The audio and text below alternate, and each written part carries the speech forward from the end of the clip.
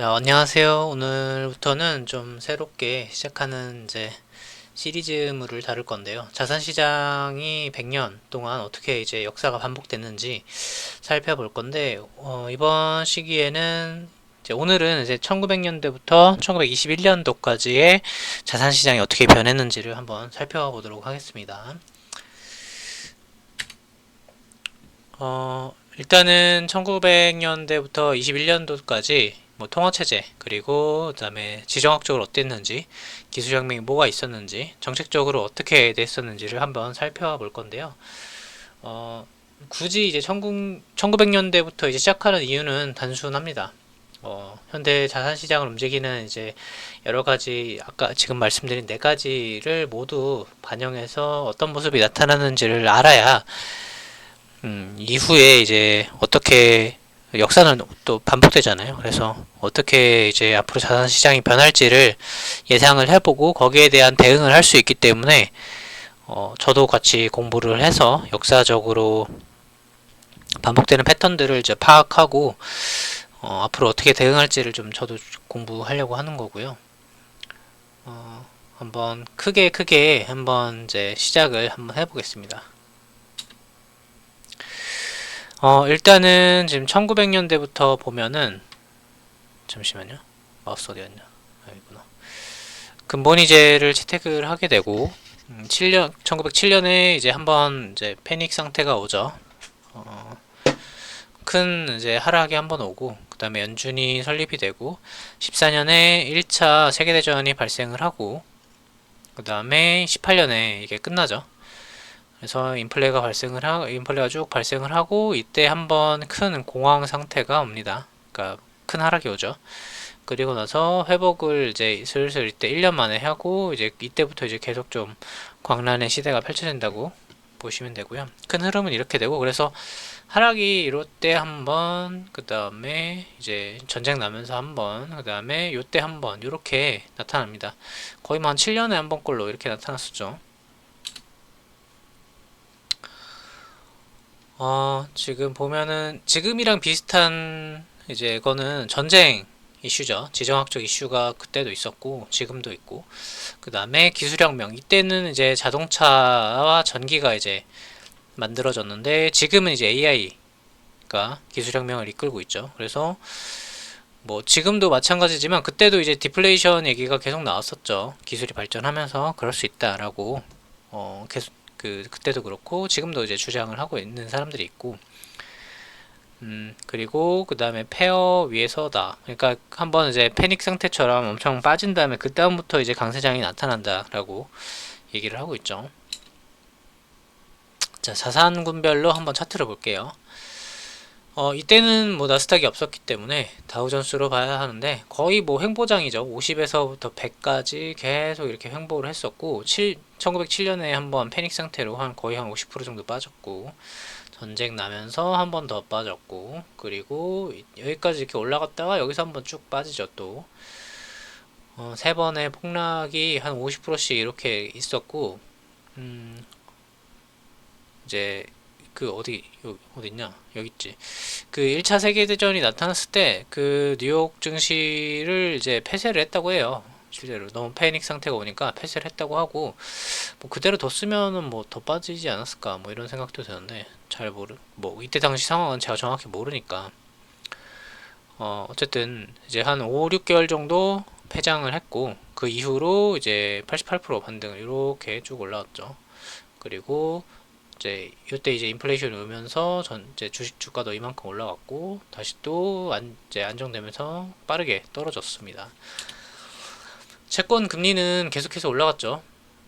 계속 쭉 올라갔고, 금리가 계속해서 올라가니까 아무래도 채권 가격은 계속 떨어졌겠죠.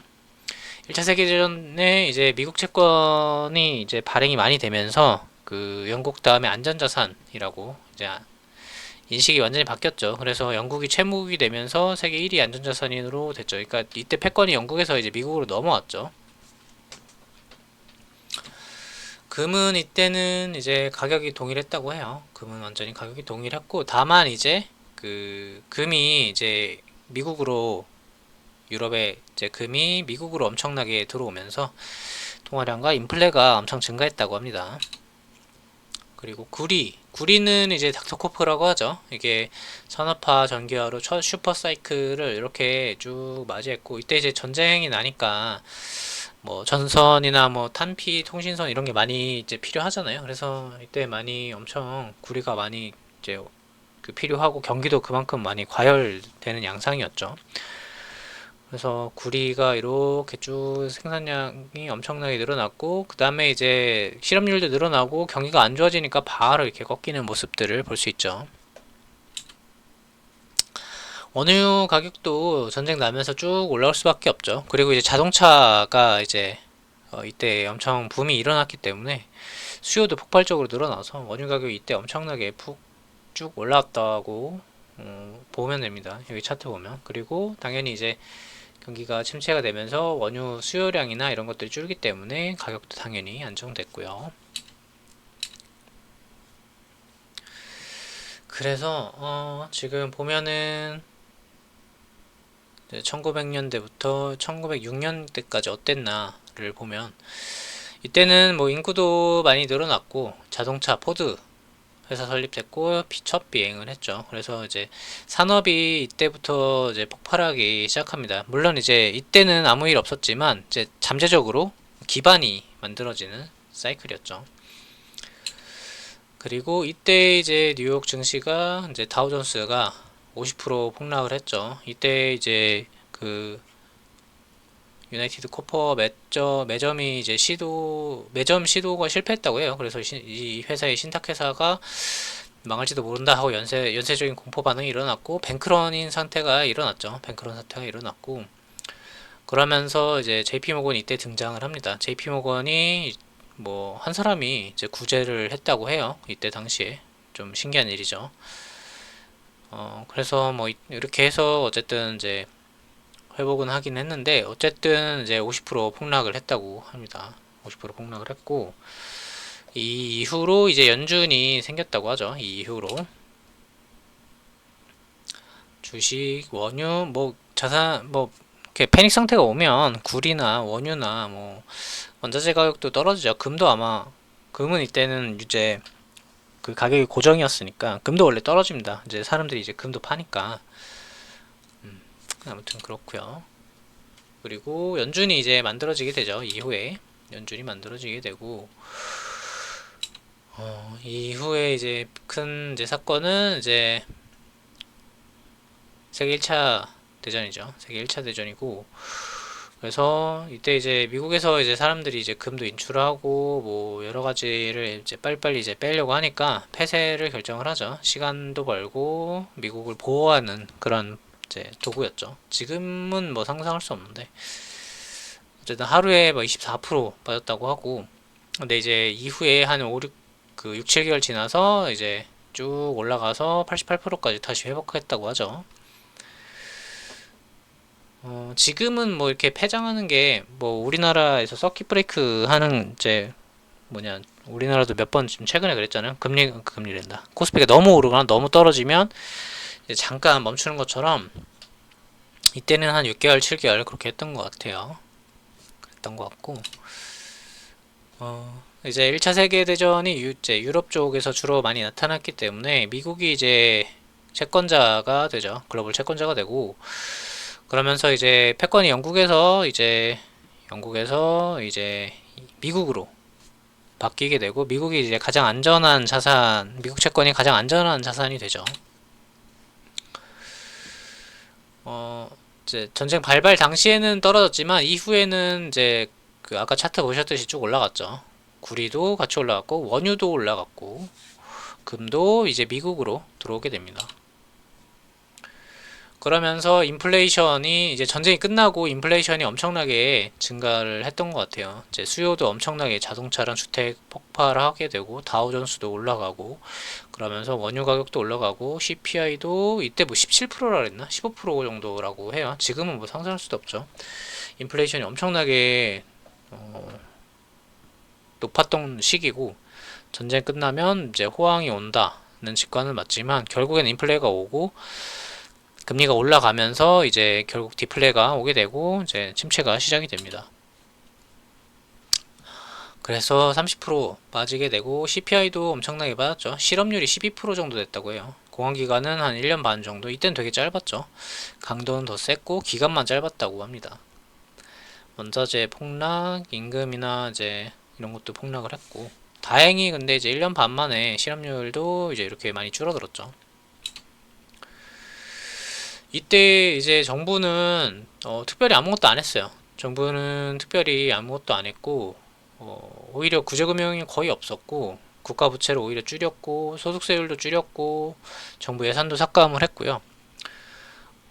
지금이랑은 다르죠. 지금이랑은 다르게 이제 금리를 막 빠르게 낮춘다거나 뭐 이런 것들은 없었는데, 어쨌든 뭐 이때 이렇게 해서 빠르게 회복하기는 했죠. 뭐 이게 맞다 틀리다는 이제 뭐 지금이랑 비교할 수는 없기, 뭐 지금의 상황과 정확하게 똑같다고 비교할 수는 없기 때문에 뭐 이게 잘했다 안 했다 요거는 이제 비교하기 힘들지만 요때는 이렇게 했습니다. 지금은 아마 뭐 금리도 이제 만약에 예를 들어서 지금 이렇게 가파르게 인플레이션이 오고 나중에 이제 디플레이션까지 오고 경기 침체가 오면 빠르게 금리를 아마 내리겠죠. 금리를 정말 빠르게 내릴 거고, 그다음에 양적 완화도 이제 하려고 하지 않을까라는 생각이 드는데, 사실 이제 그러기 위해선 미국의 부채가 좀 적어야 하는데, 미국의 부채가 사상 최고죠. 사상 최고치고 쉽지가 않습니다. 쉽지가 않고 금리는 아마 낮출 수 있을 것 같은데 양적 완화는 아마 더 못할 것 같아요. 그래서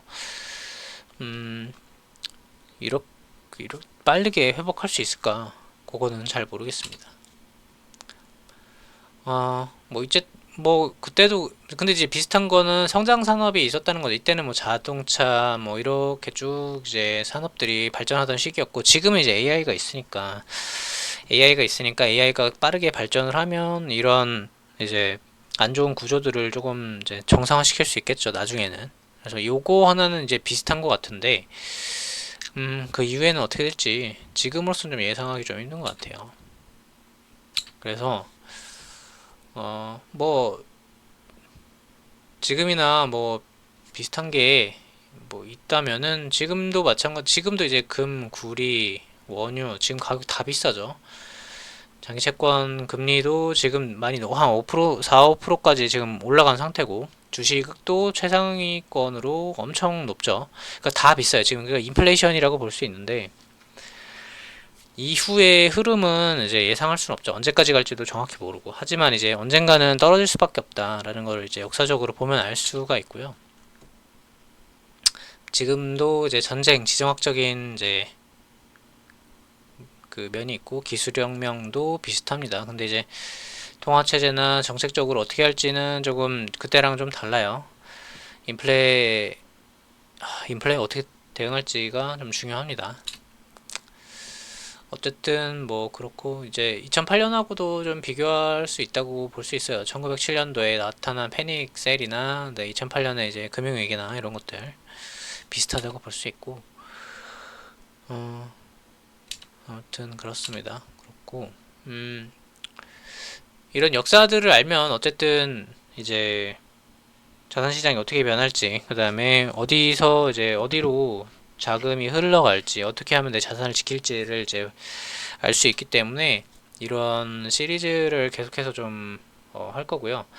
이제 20년대까지 했기 때문에 이제 대공황 시대 전까지 그 엄청 호황이 있었거든요. 그 지금하고 좀 비슷한 시기라고 생각을 하는데, 그 호황이 어떻게 이제 진행이 됐는지, 그 다음에 대공황이 그 이후에 왔을 때 어떻게 됐는지를 알아야 지금이랑 비슷하게, 지금 같은 시대에 저도 이제 AI 주식이나 뭐 이런 것들을 좀 빨리 익절을 해서 이 흐름을 완전히 다 먹지는 못했는데, 그래도 잃지는 않았고 앞으로 어떻게 할지를 좀 볼 수 있겠죠. 그래서 계속해서 이런 시리즈들을 한번 이제 진행을 해보겠습니다.